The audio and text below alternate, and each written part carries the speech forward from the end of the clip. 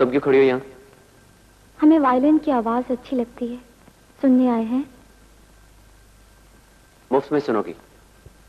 1 घंटे के 500 रुपए लेता हूँ। पैसे हैं तुम्हारे पास? पैसे तो नहीं है हमारे पास। तो फिर छुट्टी करो।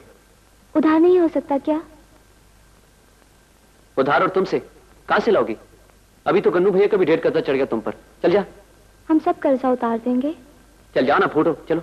हम सच कहते हैं, हम कभी किसी का एहसान नहीं रखते। ओह, अगर तुम यहां से चली जाओ तो बड़ी मेहरबानी होगी मुझ पर। चल जा पागल।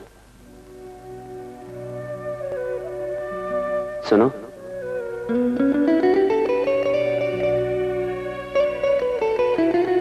बहुत खून निकला है क्या?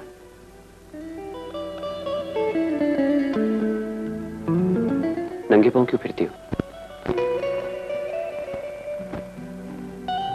हम नंगे पांव ना होते तो कांच कैसे फेंकते आप?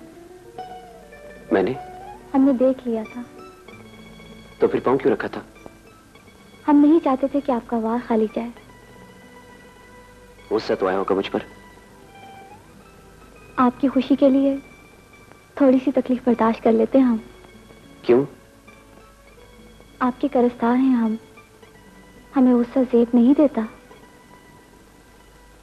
वायलिन सुनोगी?